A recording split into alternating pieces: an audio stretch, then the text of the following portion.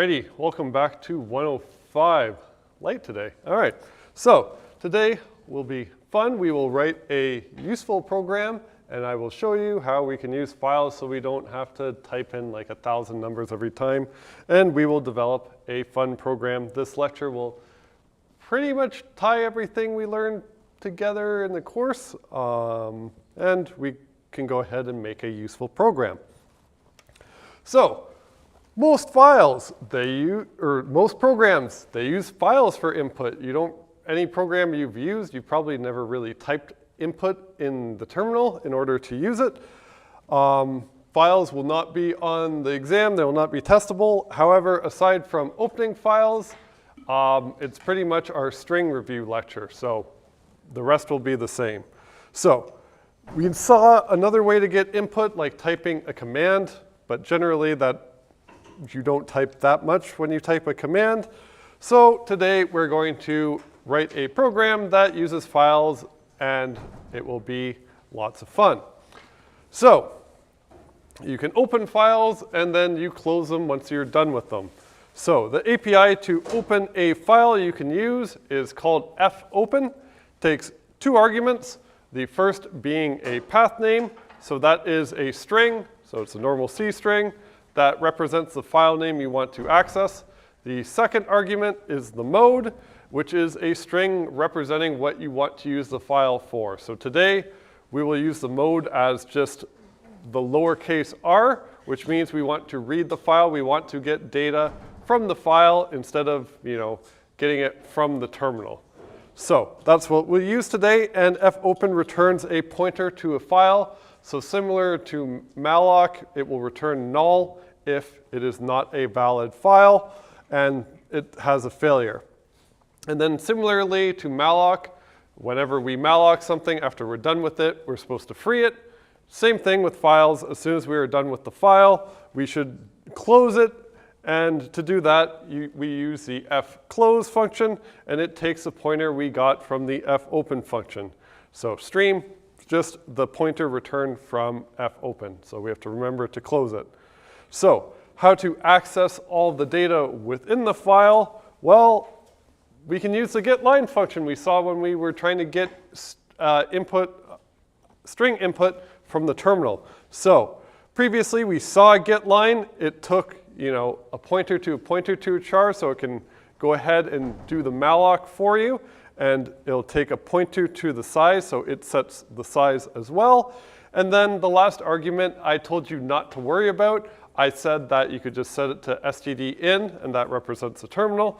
But now, well, we can open files, so we can use the file pointer for getline instead of just making it the terminal. And if we remember what it is, so again, this is where it's good to have review. It returns the actual length of the string that it actually read in. So again, if you initialize that buffer pointer, the value of that buffer pointer to null, then this mallocs for you. Otherwise, if it's already allocated, it will realloc for you. You just have to make sure that the size p is accurate so you can reuse it over and over again if you want to.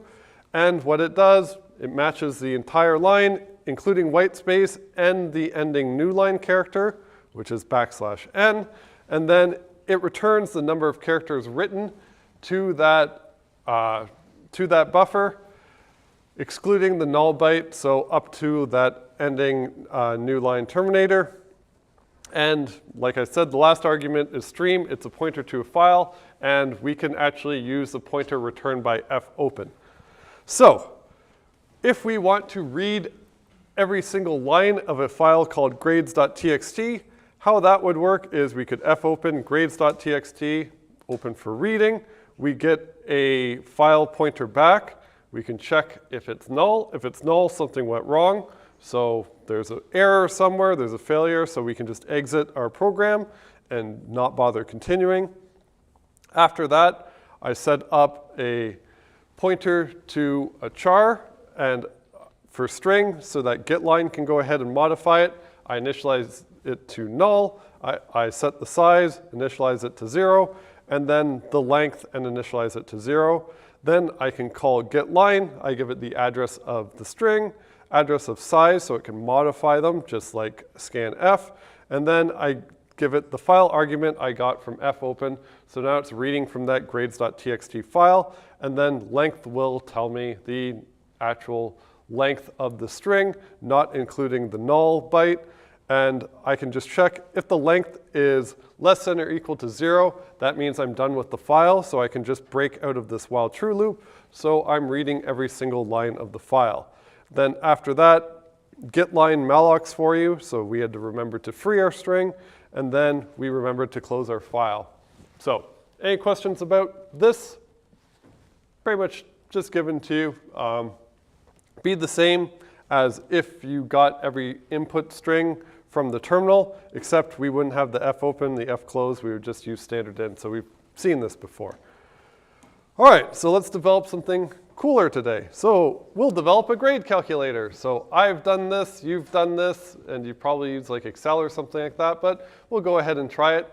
So I assume most of you have done like, hey, what grade do I need to get on the final to get like a 75 or 85 or whatever? Everyone's done that? All right, did you write your own program to do it for you, or what did you use to do it? What did you use to do it, like Excel or something like that? Or you calculated it? Yeah. Yeah, you, yeah. Oh, I just used like a website, I just Googled one, like a website. You just Googled a website? All right, well, we can create stuff. We know enough, we could create our own in C, so let's write a program. So it will read that file called grades.txt as input, because right now, if you were to write this program, right, it would be scanf every time, and it'd be really tedious to enter all your grades manually, especially if we're developing this and testing it. Don't want to enter a billion things every time we test it, like you did with your Sudoku solver. That was probably a pain for you, and you probably figured out some other way to do that. Not Sudoku, the crossword thing. So we're going to expect 9 lab grades, 1 midterm grade. We're going to calculate our current course grade using the weights for this course, so we can define the weights and everything and do all the calculations. Next, we will determine what like our minimum grade in the course is going to be, and maybe our current grade in the course, and then the maximum grade we could get. And then we'll finish off by like calculating what mark we need to get on the final for some target exam grades. So rest of this is just going to be fun coding. Whoops. Fun coding, and we can do fun coding, interrupt me at any time, and we can ask questions and go through this. So here is my grades.txt file. So remember, your lab grades are all out of 10, right? So here I just made up some. So I got 10 on lab 1, 9 on lab 2, 10 on lab 3, 4 on lab, 9 on lab 4, so on. I didn't do that well on lab 8. And I put a -1 for lab 9 to represent, I don't know, maybe I petitioned it or something like that. That represents, I don't know, the weight of the lab goes to the final. So that's probably what happens if you have a petition. So I'll take care of that. And then the last line there is my grade on the midterm, which is out of 75. So we'll use that to calculate everything. So here is our program. So we're going to open that grades.txt file, and then we can use getline, and we can go through every single line. So if I wanted to get my grades and convert it to like a double so I can actually calculate it, well, anyone remember what that function is called? A2F. So A2F takes a string, gives us back a double. So every time I read a line, it gets populated in that string pointer. I can go ahead and use it. I can use A2F to give me my grade.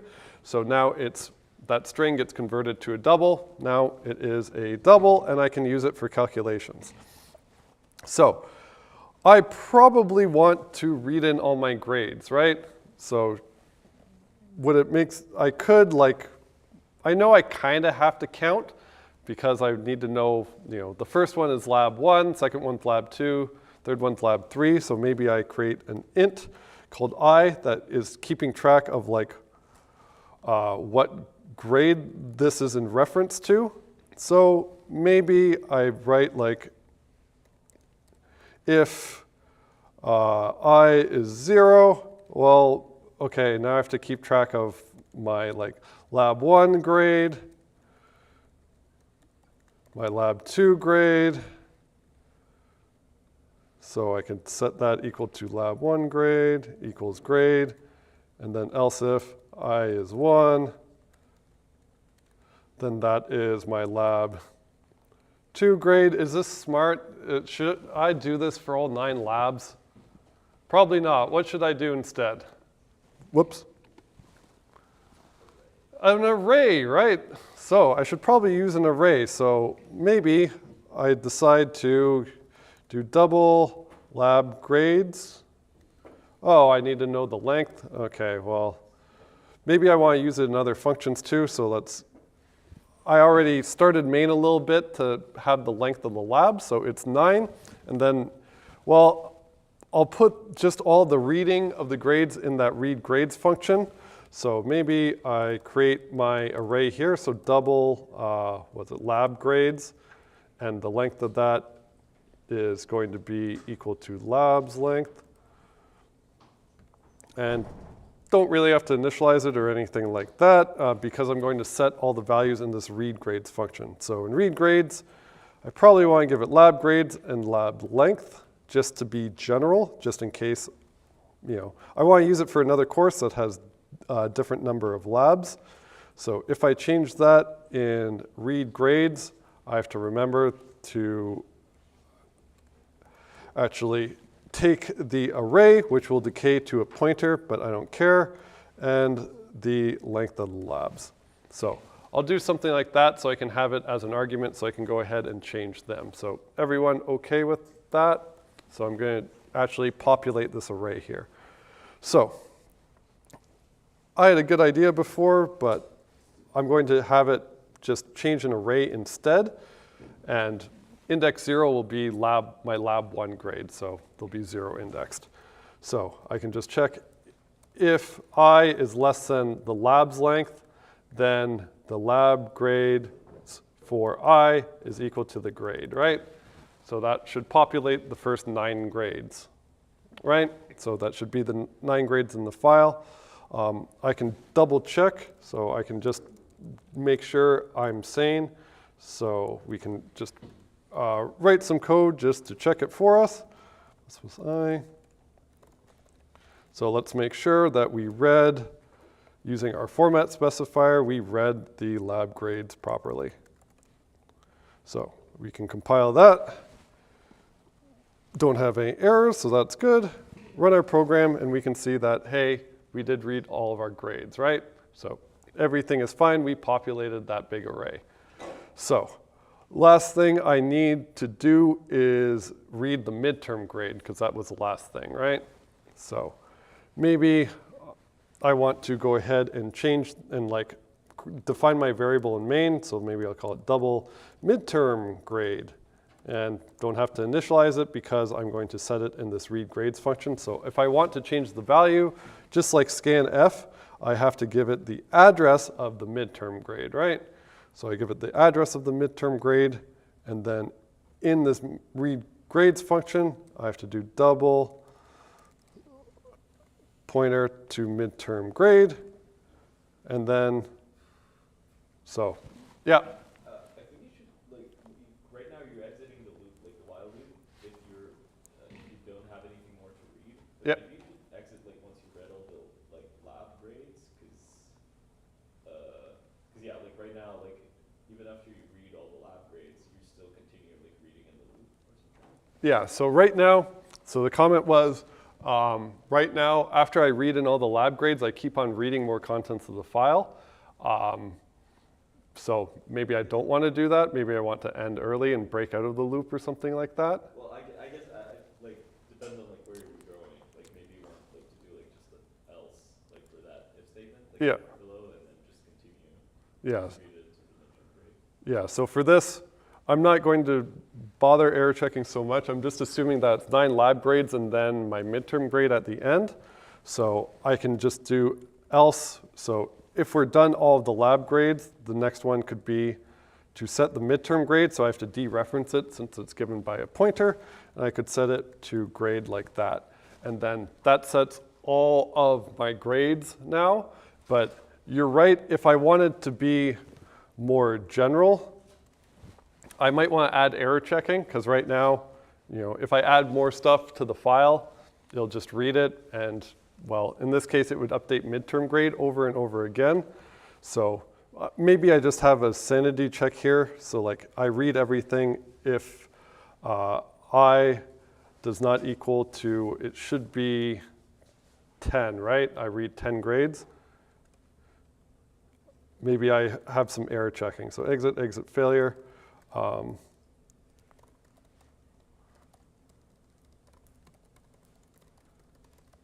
Maybe I do something like that.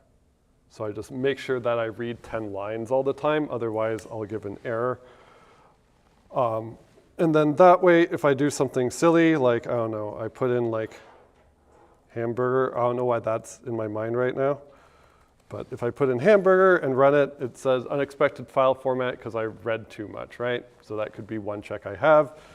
The other check I won't put in yet, but like if you only have like one grade in your file, it should probably say, hey, well, actually, this would also do the same thing and give you an expected file format. So in real programs, I probably want to error check things, but since I'm providing input right now, I won't bother.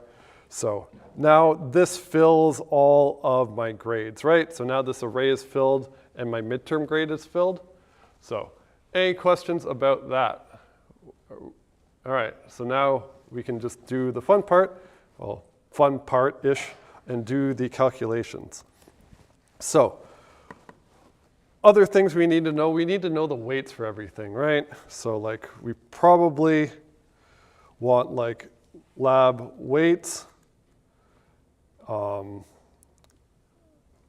we have the lab weights, and we could initialize them too. So for int I equals 0, I is less than lab's length, plus I. And then for the weight of the lab, so if I is less than 3, then the weight of the lab is, was it 2%, right? And then else if the next 3 labs, the weight was 3%, and then for the last 3 labs, the weight was 5%, right? So that initializes its weight. And then what else I might be thinking is like, oh, well, maybe I have to know what every lab is out of, right? So it's like double lab totals, lab's length. So if you see something like that, yeah, those 3 things are all related, right? And like they all represent a lab, but if you want to calculate the like actual grade for the lab, you have to make sure that's the same index for all of them, because you've spread the data out across 3 arrays, but they're all related to it. So we should probably create a struct that probably has your grade, the weight, and what it's out of. So maybe I wanted to change my code. So this is something you do just to make it easier to read, and it will also help us when we write some functions. And in this case, it'll just save us 1 line. But maybe we want to make a struct for that. So I can say typedef struct, I'll call it assessment, maybe, as a general name.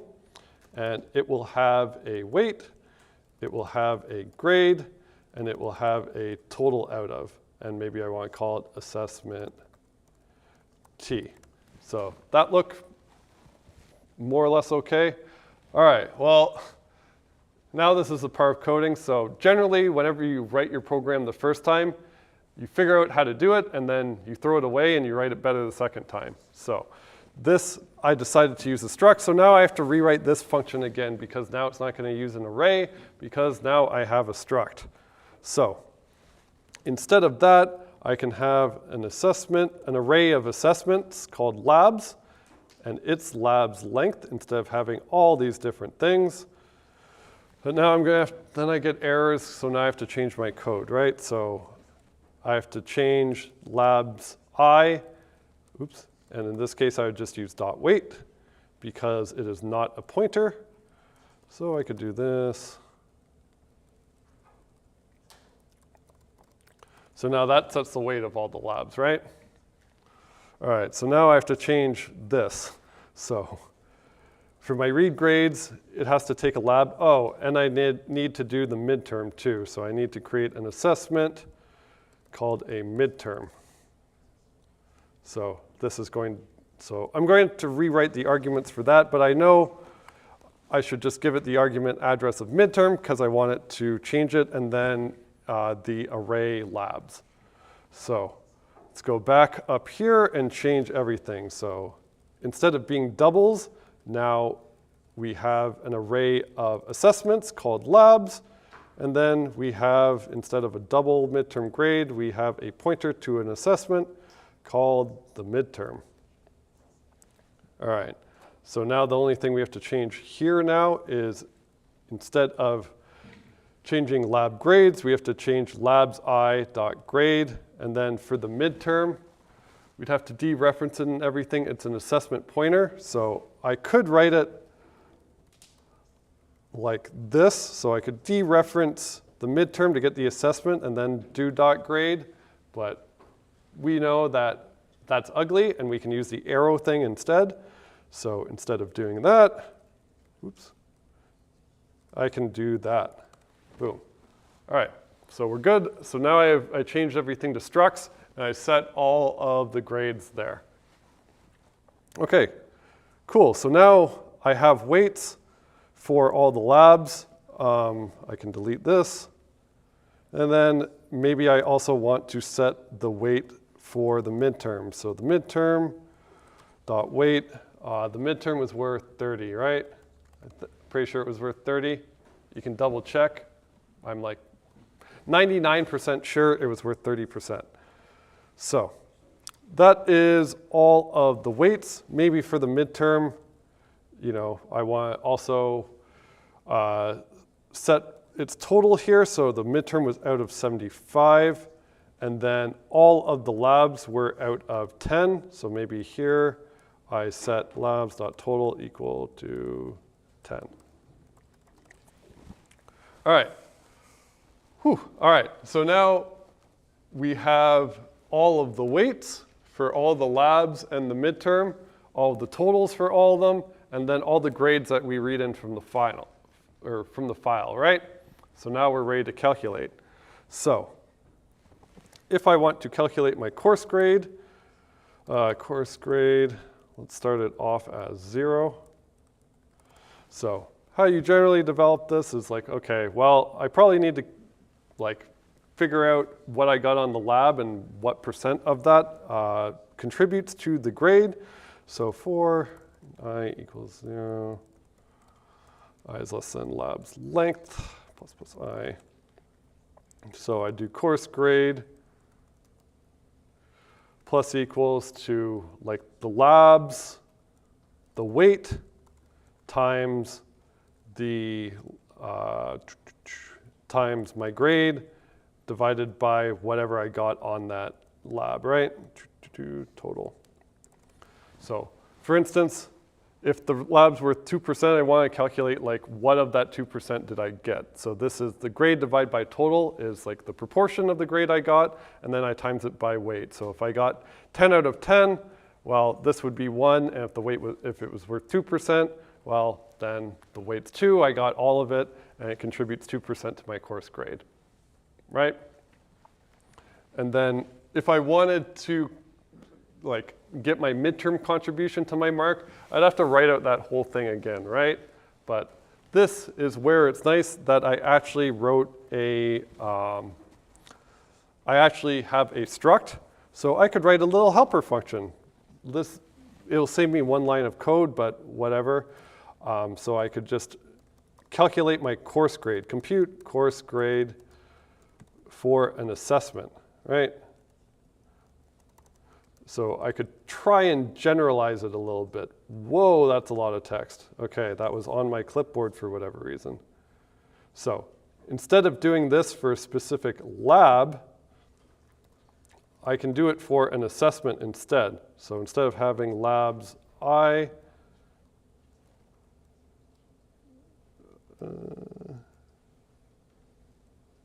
labs I, come on, you son. So instead of having labs I could have, what is it, assessment P, and do that. So I could just go ahead and compute whatever the assessment goes toward my grade instead of an individual lab. And then I can reuse that, so I can just compute the midterm with that. This is probably over-engineered, but whatever. So I could do course grade plus equals compute course grade for the midterm. And then I could change this a little bit. So I compute course grade for the address of labs I instead of that. So now it looks a bit better, right? Maybe. All right, so any questions about that? So that's our course grade. That is our course grade right now, yeah? I guess at that point, like, you could just like keep the midterm as part of the like array. You could just have like an array of all the assessments. Like there's no difference in the format. Yeah, so at that point, I could just have an array of all the assessments, and then I have one for loop, so I could do that instead. And then maybe I add to the struct, if I actually cared which is which, I add a name to the struct, so I get the name. Lots of possibilities, yeah. Is there like a built-in implementation for like a dictionary in C, like there's in Python? 'Cause I feel like this would be really easy to make a dictionary. Yeah, so the question is there a dictionary, built-in dictionary in C like there is in Python? The answer is no. So, yeah, so C, you get nothing. So if you want a list in C, it's linked list, it's all on you. Other little thing I could do is I also have to check if the labs I grade, so maybe this is where it's important. So remember if we set the grade to be like negative, that means that we're shifting our grade to the final. So if the lab grade is less than 1, then I want to actually shift it to the final. Otherwise, I actually want it to contribute to my course grade. So I need another variable called the final weight, and by default, it is 40%. So if I missed a lab and it was properly petitioned, then the weight of my final just goes up by that lab's weight. Okay, so that is my current course grade, right? Should your like lab weights also like decrease? Like but I guess you do it like after. Yeah, so we set up all the lab weights up there, yeah. Yeah, so if we petition like lab 9, then that 5% gets shifted to the final. That lab's weight becomes 0. Yeah, so that lab weight technically becomes 0, but here, since we go in the else branch, we don't compute, or we go in the if branch, we don't compute it. Yeah. So if we wanted to, we could, see if we skipped it, set its weight to 0, and just go over all of them. Lots of different ways to tackle it. Okay, so that's our course grade. So we can see what our current grade is. Current grade. So remember our format specifiers. So if I want to print off the value of a double, I could use that. So this is my current grade in the course, but that's technically like the lowest I can get. If I want to put it as a percent, then it is my course grade, and that's out of 100 minus whatever the weight of my final is. So that's cumulatively everything else. And then to get that into a percent, it is just 100 times that. So let's build this and run it. So now my current grade in the course, I know I have a 76.4, right? Anyone remember, that's a percent, right? Anyone remember what I have to do if I want to print an actual percent character? So \%.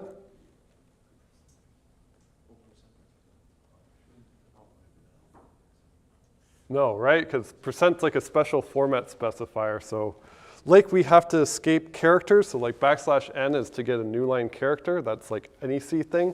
Percent only means something in printf because it's a format specifier. So if we want to print a literal percent character, we have to just say percent. So 2%, that gets us a literal percent. So now if we build it, it should look a bit better. So it says now our current grade is 76.4%. All right, we're good. All right, so maybe I want some other info. So the lowest grade I can possibly get in the course if I don't even write the final, and you should still show up to the final, but you know, we're just doing this. Lowest possible grade would be, let's do that again, percent. So the lowest possible grade would be like my current course grade, right? That's like what I have out of everything. And then let's do our highest if we got 100% on the exam. So our highest is just the course grade plus the weight of the final. So let's see how we are with this. So our lowest possible grade is 42, so we should probably show up to the exam. And then our highest is probably 87. So we can't get any higher than that, even if we get 100 on the exam. I guess minus bonus marks, but I don't think there is. So maybe we want to calculate, sorry? Can we calculate the minimum to pass? Yeah, so let's calculate a whole bunch of targets. So let's just define an array called targets, and this is going to be like our target grade in the course. So some good targets. So minimum to pass is 50 pass. I think it's 50 to pass, but like you want to aim for like a 60. All right, 60 or C's get degrees. That's like a 60. What other targets do we want? Let's see, like a 75. Yeah, 85. All right, and any other targets, or does that look all right? That's good. All right, so that's good. So let's have targets length. So that would be array length of targets. All right, so for I equals 0 is less than, let's compute what we need for every target. Target's length plus I. So let's print. So if our target is, let's say our target, if we want to print it, LF, and then targets I. So we're going to compute our current target grade, right? And I know that I'm just going to print different messages depending on the target. So, so to figure out what I need to get for the target grade, so I need to know what the final weighted grade needs to be, right?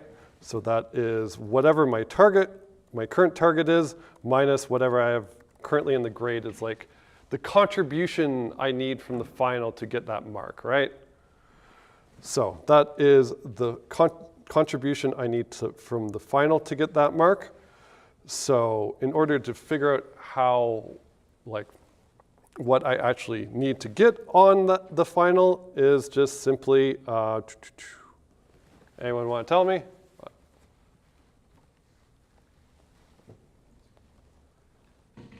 Yeah, so that's like the weighted I need to get on the final, and then just divide that by the final weight, and then times 100, right? So I need to get, let's see, percent. So that would just be 100 times the final weighted divided by the final weight, right? So if I build that, I run that, hey, seems to work. So my highest possible grade is 84. To get a 50%, I need to get a 17.8 on the final. To get a 60, I need a 40. To get a 75, I need a 73. To get an 85, I need a 95. Yeah, we could write some other things. So like, I don't know, let's say my target was 40. We might want to test our program a little bit. So if my target's 40 and it's lower than the possible grade, it says I need to get a negative 4%. So that's a bit weird. So maybe I want to change this to like, if the final weighted is less than or equal to 0, I want to print, you already got that.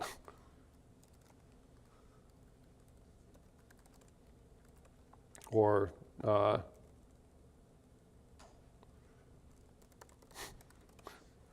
don't do that. Whoops. New. So compile that. So now it says, to get a 40, I stay home. Yeah. What about the case where the student's trying to aim for 100? Yeah, so let's go the other extreme. So they're trying to aim for 100 or even slightly higher than their highest possible grade. So if I was aiming for like an 87.1, that's technically impossible, right? Because right now if I run that, it'll probably say I need 102% to get it. So maybe I just say else if the final weighted is actually greater than the weight of the final, then just tell them, no, they have to show up, just say impossible. So now that should cover all the cases. So now it says that's impossible, right? And if I said it was, if I wanted to get like the highest possible grade I could in the course, it should say I just need to get 100%, boom. And then if I want to get even 87.1, it says it's impossible. All right, any other questions about this? It's a useful program, right? We wrote our first useful program. We don't have to type and scanf all the time. Isn't it great? It's a bit of a pain in C, but hey, we can do it. All right, any questions at all or anything regarding the course or anything you want me to definitely touch on Friday? We're going to wrap up the course on Friday. Last lecture, yay. Yeah. Like, what are some general examples in actual programming where you want to insert a script rather than do the terminal? Where I'd want to like read from a file instead of the terminal? Yeah. Like, do you have any like common examples? Any common things? How many programs have you run where you run them through the terminal? Probably zero, right? Most of the files, or most programs use files. So like pretty much 100% of the programs will use files. Like your web browser, that opens a lot of files. Anything that reads data uses files. Pretty much literally everything uses files. So this is going to be way more common than scanf will ever be. Like, in order to teach this course, I had to remember how to use scanf. So I have not used scanf. I've used files. Any other questions? Is this like context that we learned today, like the files? Would it be in the test? No, so this would not be, but like the only things we learned today that didn't really matter was like fopen and fclose. So don't have to worry about those, but everything else we did today, we learned in the course we should know how to do. So yeah, won't ask anything about fopen or fclose, but I mean, this is how programs actually work. Like 99.9% of programs use files instead of scanf. Yeah? Could you show how file structure is defined, or if it's like a type alias or something? So the question is, can I show what the file structure is? So sorry, where did it go? So this file pointer, so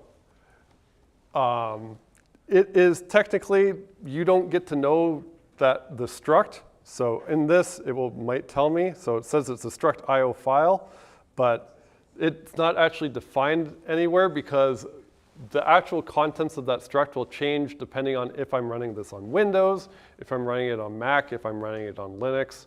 So they intentionally do not let you look at that struct because it's going to change depending on what operating system you have. But if they give it to you as a pointer, right, they just give you an address, it doesn't matter. So that's why they do it like that. Yep? Can you quickly re-explain why you need to close the file after you've opened it? So yeah, so the question is, why do I have to close the file after I open it? So the operating system, when you open a file, the operating system's going to know you have that file open, like you're using it, and closing it, just like with memory, just says I'm done with it. So it's just good practice, like it's good practice to free when you're done with it. If my program like exits, it'll close all the files for you, but like it'll also free everything for you. So just the same idea as with mallocking. After you're done with it, just free it.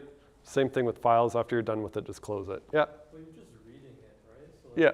why is it that I have to like open it? Or it's like, if I'm trying to like access like a pointer, I don't have to open anything. Like I'm just looking at this memory. So why is it different for files? So for files, like why do I have to open it? Yeah, like open and then close it. Like, aren't you just like reading memory? So it will kind of eventually read memory. That you'll have to wait till the operating system course. But like the open, I have to tell it what file I want to open. So like if I malloc, I don't have to tell it a name or anything, right? It's just allocating memory. But in the case of files, there's tons of files on my machine, right? Like I could create as many files as I want. I have to tell it what file to open. So if I tell it what file it's accessing, the operating system's gonna have to keep track of what file I'm accessing and keep track of things like that, like how far I've read into the file. And then close just means operating system, I'm done with it. You don't have to track anything anymore. So, all right, any other fun things we can do? Although this was kind of fun. It's our first actual program. I don't know, I feel better about this program. Or if you want, you can come play with it and figure out what your grades will be without having to rewrite it if you really want. Because if I want, let's see, I could play with my grades, right? I wrote it generally, all I have to do is change the file, and then my output's gonna change. So let's say I did like horrible on the midterm. I got a 45. Hopefully it should change my input because I'm just reading from this file, right? I don't have to write anything, don't have to rewrite it. And now, yeah, suddenly I'm gonna have to work a lot harder to get a 75, and 85 is now out of the realm of possibility if I've messed up the midterm. Yeah. Try an edge case where all of the labs go to your final, but like -1 for everything. So yeah, edge case if everything goes to the final.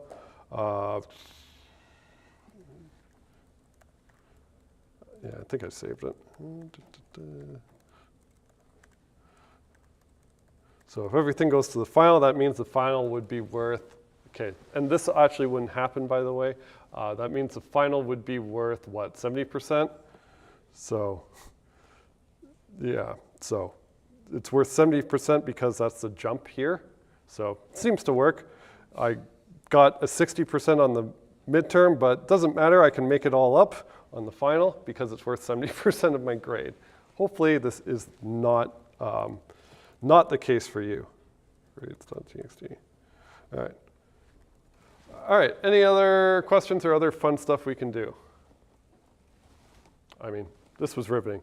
All right, so I'll just hang around then if you want to, for some reason, figure out your own grade. Feel free. But just remember, pulling for you. We're all in this together.